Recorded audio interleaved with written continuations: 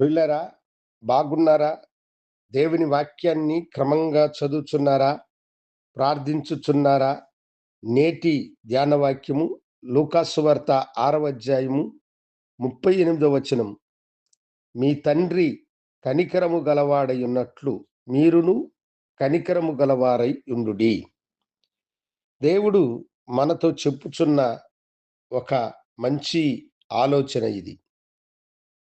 మీ తండ్రి అయిన నేను కనికరము కలిగిన వాడుగా ఉన్నట్లుగా మీరు కూడా కనికరము కలిగిన వారై ఉండాలి అని ప్రభు చెబుతూ ఉన్నాడు. యేసు ఒక ఉపమానము చెబుతాడు. ఒక మనుష్యుడు ఇంకొక వ్యక్తికి కొంత ధనము అప్పుబడి ఉన్నాడు. అతడు ఆ యొక్క యజమానుని దగ్గరకు వెళ్ళి, అయ్యా, నేను ఈ అప్పును తీర్చలేను, నన్ను కరుణించుము అని కన్నీళ్లతో అతని పాదముల మీద పడ్డాడు. వెంటనే ఆ యజమానుడు అతని యొక్క అప్పునంతా రద్దు చేసి అతనికి విమోచననిచ్చినాడు. అతడు సంతోషముగా తన ఇంటికి తిరిగి వెళుతూ ఉండగా అతని దగ్గర ఒక చిన్న మొత్తము తీసుకున్న ఒక వ్యక్తి కనపడ్డాడు. ఈ వ్యక్తి అతన్ని చూసి, ఏమిరా, నా అప్పును నువ్వు తీర్చవా అని అడిగినాడు.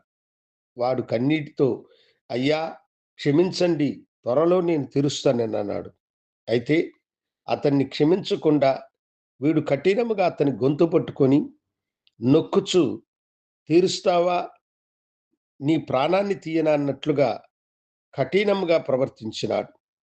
ఇది చూసిన ఆ యజమానుని దాసులలో ఒక వ్యక్తి ఆ యజమానుని దగ్గరకు వెళ్ళి ఈ కార్యమును గురించి చెప్పినాడు.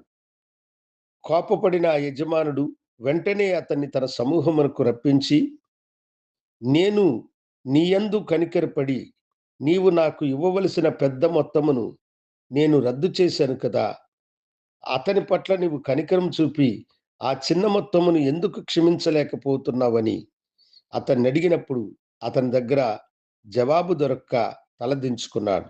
యజమానుడు అతన్ని బంధించి చీకటి గృహములో వేయమని అతన్ని తన పనివారికి ఆజ్ఞాపించినాడు.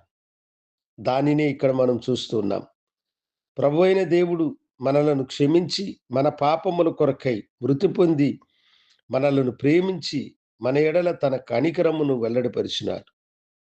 మనము కూడా మనకంటే దీనులైన వారి పట్ల కనికరము కలిగిన వారమై ఉండాలి. మన భోజన బల్ల దగ్గర వారిని జ్ఞాపకం చేసుకోవాలి. వస్త్రహీనుల పట్ల మనం కనికరం చూపాలి. మనకు ఎవరైనా రుణపడి ఉంటే వారి రుణమును మనము క్షమించి రద్దు చేయాలి. దేవుడు మన పట్ల చూపిన కనికరమునకు ప్రతిగా మనము కూడా కనికరము కలిగిన వారై మనుషుల యొక్క అక్కరలో మనము సహాయము చేసినప్పుడు దేవుని యొక్క ఉపకారమునకు మనము పాత్రముగా మారుతాం. లేనట్లయితే ఆ వ్యక్తి వలె మనము కూడా నిత్య నరకాగ్నికి వెళ్ళవలసిన వారమే. కనుక దేవుని సన్నిధిలో మనము, ప్రభువా, నీవు కనికరము కలిగిన వాడై ఉండునట్లు నేను కూడా కనికరము కలిగినవాడినై ఉండుటానికి సహాయము చేయమని అడగండి. ప్రభు మీకు తన కనికర హస్తమును చాపునుగాక. ప్రార్థించుకుందాం. గనుడా, మీకు వందనాలు.